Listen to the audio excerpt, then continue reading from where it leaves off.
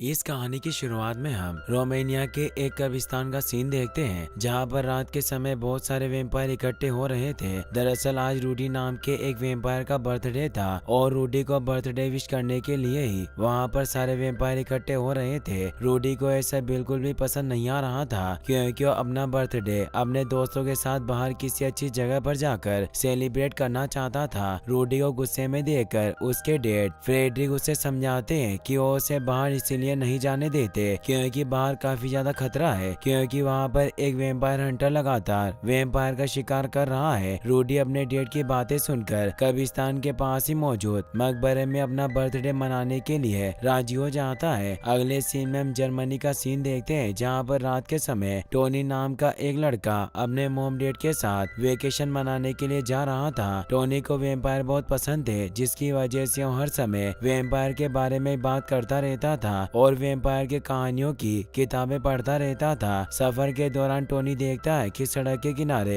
एक टनल में से दो वेम्पायर कपल बाहर निकलते हैं, जो हवा में उड़ते हुए कहीं जा रहे थे। ये वेम्पायर कपल कोई और नहीं बल्कि रूडी के ग्रैंड पेरेंट्स थे, जो रूडी को बर्थडे विश करने के लिए रोमानिया जा रहे थे। टोनी रूडी के ग्रैंड पेरेंट्स को देखकर बहुत खुश होता है, क्योंकि आज उसने पहली बार रियल लाइफ में वेम्पायर देखा था। टोनी इसके बारे में अपने मॉम डैड को बताता है, लेकिन इस दौरान उनकी कार आउट ऑफ कंट्रोल होकर रोड से नीचे की तरफ जाने लगती है। लेकिन इससे पहले कि उनकी कार पहाड़ी से नीचे गिरती, टोनी के डैड किसी तरह कार पर कंट्रोल पाकर उसे रोक लेते हैं, जिससे कार खाई में नहीं जाती है और उनकी जान बच जाती है। अगले सीन में हम रोमानिया का सीन देखते हैं, जहाँ पर रुकनी नाम का एक आदमी अपने असिस्टेंट को जल्द से जल्द गाड़ी निकालने के लिए बोल रहा था। रुकनी कोई और नहीं बल्कि वेम्पायर हंटर था, जो अपने असिस्टेंट के साथ वेम्पायर पकड़ने के मिशन पर जाने की तैयारी कर रहा था। वहीं दूसरी तरफ रूडी के बर्थडे पार्टी में रूडी का छोटा भाई पार्टी से काफी बोर हो चुका था, इसीलिए अब वो अपने पेरेंट्स से छुपकर बाहर कहीं घूमने जाना चाहता था। रूडी को पता चल जाता है कि उसका छोटा भाई ग्रेग पार्टी छोड़कर अकेले ही कहीं जाने का प्लान बना रहा है, इसीलिए उसे रोकने की कोशिश करता है, क्योंकि अकेले बाहर जाना ग्रेग के लिए खतरनाक साबित हो सकता था। ग्रेग रूडी की बातों पर ज्यादा ध्यान नहीं देता और वो रूडी से कहता है कि मैं अपनी लाइफ किसी वेम्पायर की तरह खुलकर जीना चाहता हूँ, और इसके बाद ग्रेग अकेले ही वहाँ से निकल जाता है। ग्रेग को अकेला जाता देखकर रूडी भी उसका पीछा करते हुए उसके पीछे जाता है, क्योंकि वो ग्रेग को इस तरह अकेले नहीं छोड़ सकता था। रास्ते में ग्रेग जब एक पेट्रोल पंप पर कुछ इंसानों को देखता है, तो उनके ऊपर हमला करके उनका खून पीने का प्लान बनाता है। अब यहाँ पर रूडी भी ग्रेग का पीछा करते हुए आ गया था, जो ग्रेग को पेट्रोल पंप के पास देखकर समझ जाता है कि जरूर ग्रेग इंसानी खून पीने की तलाश में है। रुकरी, जो अपने असिस्टेंट और एडवांस डिवाइस के साथ वेम्पायर हंट के लिए निकला था, वो भी ग्रेग से निकलने वाले सिग्नल को फॉलो करते हुए पेट्रोल पंप पर पहुंच गया था। और जैसे ग्रेग एक इंसान पर हमला करके उसका खून पीने की कोशिश करता है, रुकरी का असिस्टेंट अपने पावरफुल यूवी लाइट टॉर्च की मदद से ग्रेग को घायल कर देता है। लेकिन इससे पहले कि रुकरी ग्रेग को अपने कब्जे में लेता, रूडी अपने भाई को बचाने के लिए वहां जाता है और ग्रेग को उड़ाकर अपने साथ ले जाता है। अब रुकरी भी अपने असिस्टेंट के साथ ग्रेग और रूडी का पीछा करने लगता है। अगले सीन में हम टोनी और उसके पेरेंट्स को देखते हैं, जो कार एक्सीडेंट के बाद जंगल में फंसे हुए थे कि तभी उन्हें सामने से कुछ लोग आते हुए दिखाई देते हैं। ये लोग कोई और नहीं बल्कि वही कपल थे जिनके पैलेस में टोनी और उसके मॉम डैड स्टे करने वाले थे। बूढ़े कपल टोनी और उसके पेरेंट्स को बताते हैं कि वो कार एक्सीडेंट की तेज आवाज सुनकर उनकी तरफ आए। इसके बाद बूढ़े कपल टोनी और उसके पेरेंट्स को अपने साथ महल में ले जाते हैं। पैलेस में टोनी नोटिस करता है कि महल की दीवारों पर ऐसी चीजों को सजाया गया था जो आमतौर पर वेम्पायर से बचने के लिए इस्तेमाल की जाती है, और ओल्ड कपल लगातार टोनी और उसके पेरेंट्स की परछाई शीशे में देखकर कंफर्म कर रहे थे कि टोनी और उसके पेरेंट्स वेम्पायर है या इंसान, जिससे टोनी समझ जाता है कि जरूर यहाँ पर वेम्पायर के हमले का खतरा है। वहीं दूसरी तरफ रूडी अपने भाई ग्रेग के साथ कब्रिस्तान वापस आ जाता है, जहाँ पर उसकी बर्थडे पार्टी के लिए बहुत सारे वेम्पायर गेस्ट आए हुए थे। रूडी और ग्रेग का पीछा करते हुए रुकरी भी अपने असिस्टेंट के साथ वहाँ पर आ गया था, जिसे जब पता चलता है कि अंदर बहुत सारे वेम्पायर मौजूद है, तो जल्दी से दरवाजे को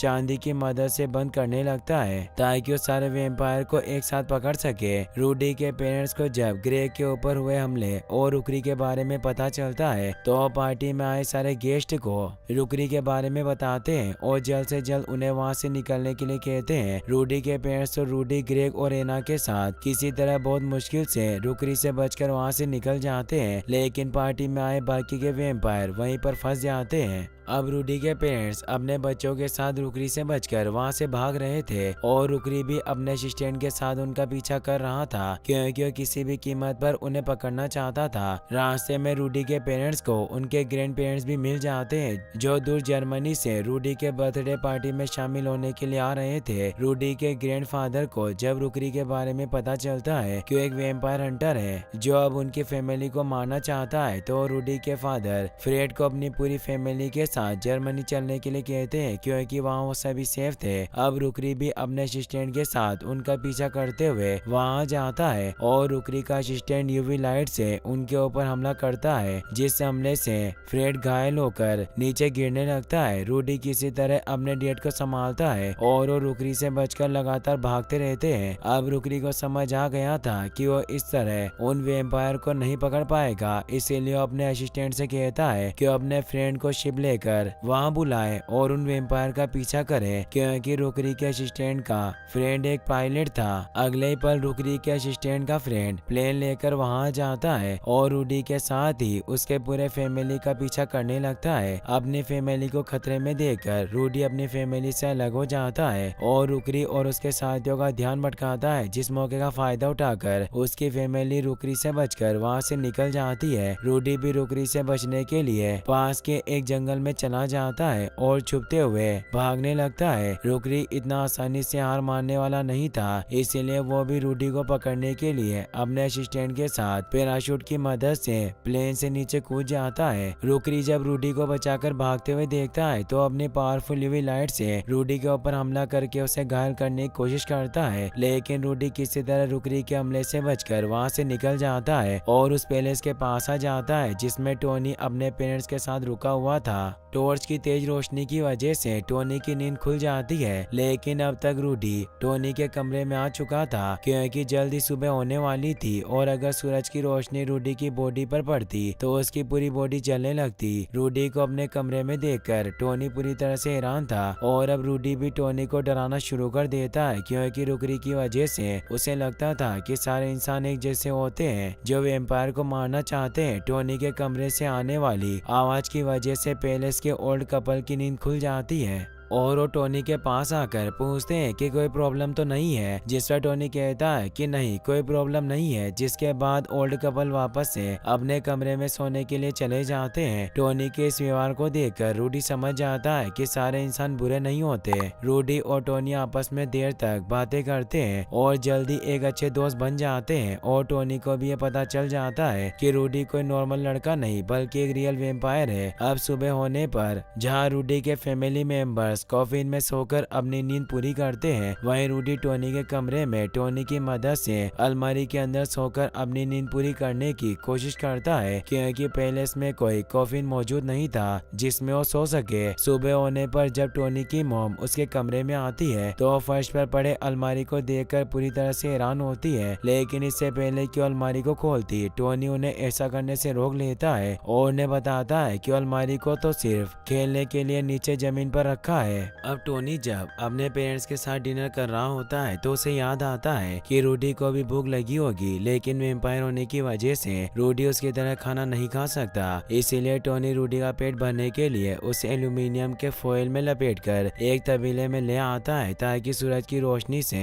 रूडी को कोई प्रॉब्लम ना हो और तबेले में रूडी काऊ का खून पीकर अपनी भूख मिटा सके। अब रूडी एक गाय को हिप्नोटाइज करके उसका खून पी लेता है और अपनी भूख मिटाता है। इसके बाद रूडी और टोनी वापस से टोनी के कमरे में आ जाते हैं, लेकिन अब रूडी पहले से काफी ज्यादा अग्रेसिव और गुस्से में था, जिससे टोनी पूरी तरह से हैरान था कि अचानक से रूडी को क्या हो गया। रूडी से पूछने पर टोनी को पता चलता है कि रूडी इसलिए गुस्से में है क्योंकि उसके फैमिली की जान खतरे में है और रुकरी कभी भी उसके फैमिली मेंबर्स पर हमला करके उन्हें जान से मार सकता है। रूडी किसी भी तरह रुकरी से अपने फैमिली को बचाना चाहता था, लेकिन उससे कुछ भी समझ नहीं आ रहा था था कि आखिर वो ऐसा कैसे करेगा। रूडी की बात सुनकर टोनी रूडी की मदद करने का फैसला करता है, क्योंकि अब वो रूडी को अपना दोस्त समझता था। रूडी भी यह देखकर पूरी तरह से हैरान था कि जहाँ एक इंसान उसे और उसकी फैमिली को मारना चाहता है, वह एक इंसान उसे और उसकी फैमिली को बचाना चाहता है। वहीं दूसरी तरफ रूडी ने जिस काऊ को हिप्नोटाइज करके उसका खून पिया था, अब वो काऊ भी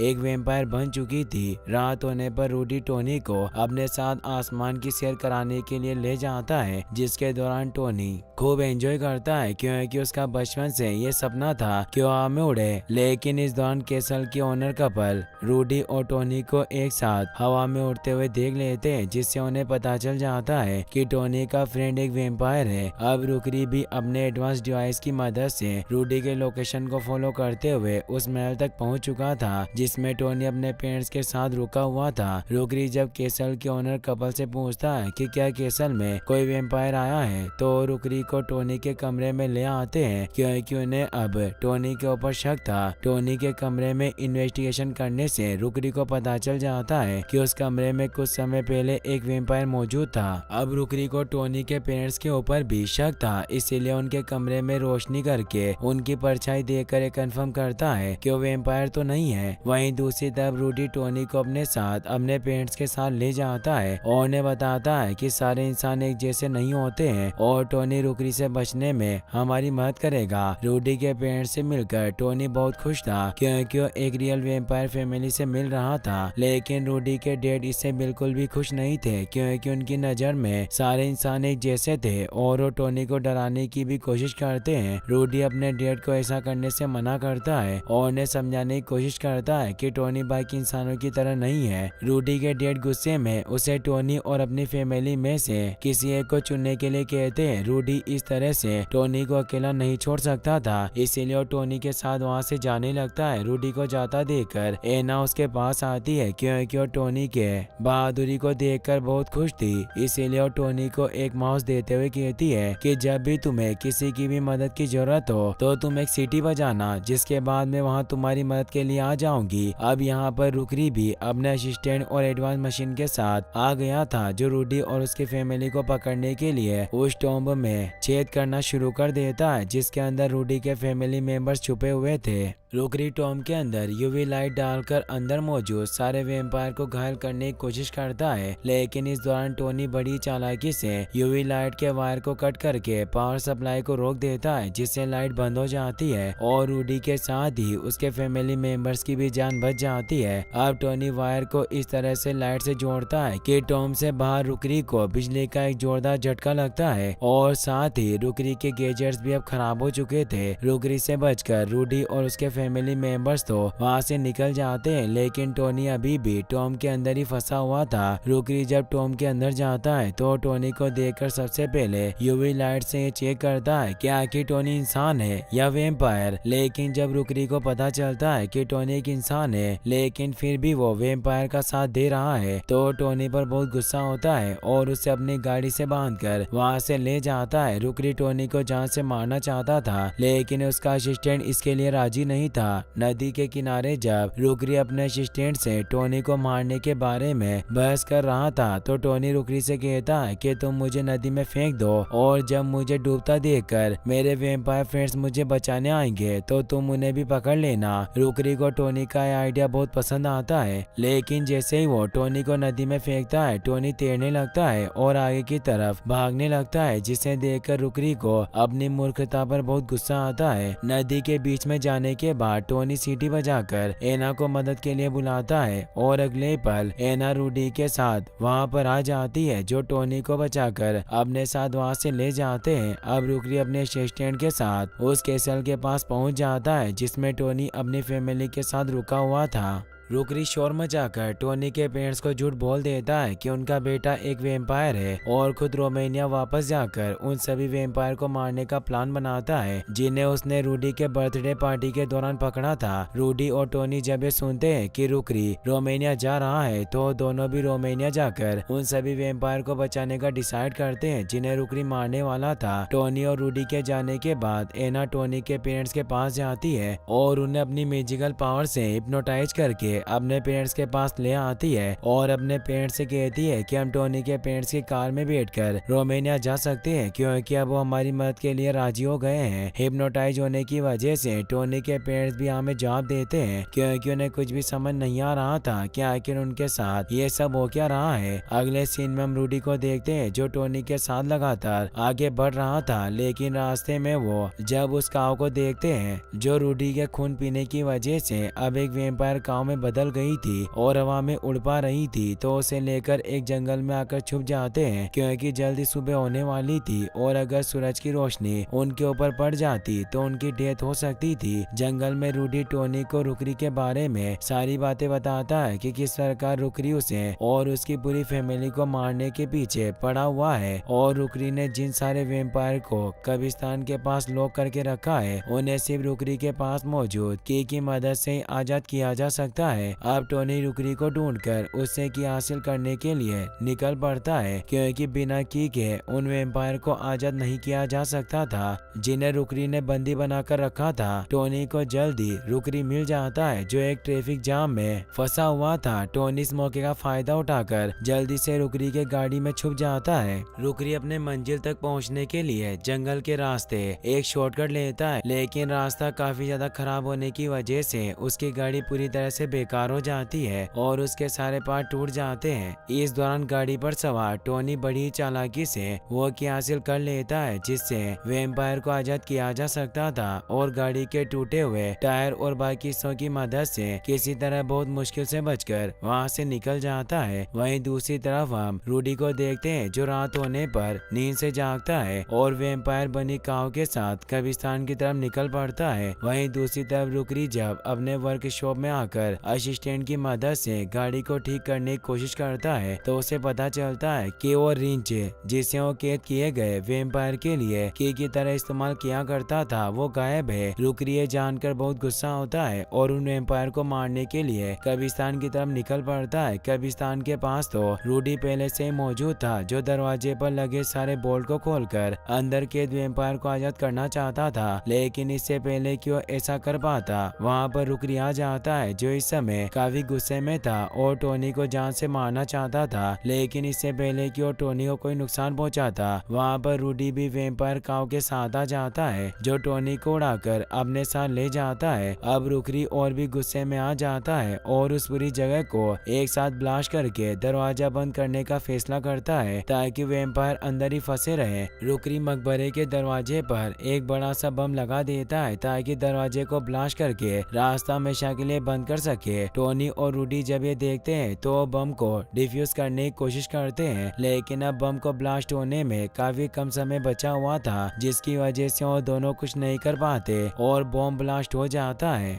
बॉम्ब ब्लास्ट होने से मकबरे की एक दीवार टूट जाती है जिसमें से ग्रेग बाहर निकलता है और वो रुकरी को बहुत ही बुरी तरह से मारता है। रूडी ग्रेग को टोनी के बारे में बताता है कि किस प्रकार टोनी एक इंसान होते हुए भी उनकी मदद कर रहा है। रुकरी जो इस समय काफी गुस्से में था वो अपनी कार से इनका पीछा करने लगता है और यूवी लाइट से हमला करके उन्हें घायल करने की कोशिश करता है। ये लोग किसी तरह रुकरी के हमलों से बचकर भागते हैं और अब टोनी भी बिना रूडी की मदद के हवा में उड़ पा रहा था क्योंकि वो उस काव की सवारी कर रहा था जो वैम्पायर काव बनने के बाद हवा में उड़ पा रही थी। वहीं दूसरी तरफ टोनी और रूडी के पेरेंट्स एक साथ मिलकर अपने बच्चों को रुकरी से बचाने का डिसाइड करते हैं। रुकरी का असिस्टेंट जिसने खुद से एक हेलीकॉप्टर बना लिया था अब वो अपने हेलीकॉप्टर से रूडी और टोनी का पीछा कर रहा था, लेकिन टोनी बड़ी चालाकी से वैम्पायर काव की मदद से रुकरी के असिस्टेंट की हेलीकॉप्टर को क्रैश करा देता है, जिसके बाद असिस्टेंट अपनी जान बचाने के लिए पैराशूट की मदद से नीचे उतर जाता है। रुकरी जो अब टोनी और रूडी के पेरेंट्स की गाड़ी का पीछा कर रहा था वो उन्हें मारना चाहता था, लेकिन इससे पहले कि उन्हें कोई नुकसान पहुंचाता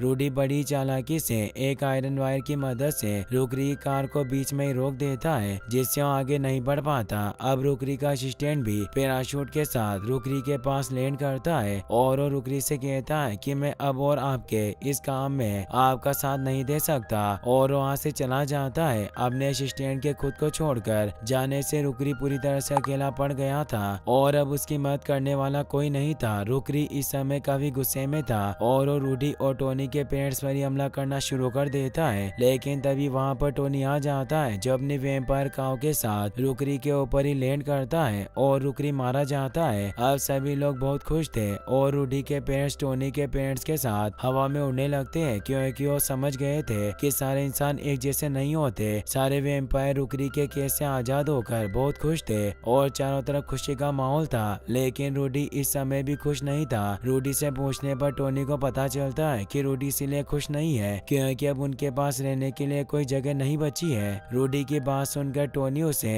उसकी फैमिली के साथ उस कैसल में रहने के लिए इनवाइट करता है जिसमें वो अपनी फैमिली के साथ रुका हुआ था। मूवी के एंडिंग सीन में हम रूडी को अपने फैमिली मेंबर्स के साथ उस कैसल में शिफ्ट होते हुए देखते हैं और इसी के साथ इस मूवी की यहीं पर हैप्पी एंडिंग हो जाती है। Like, comment, and subscribe.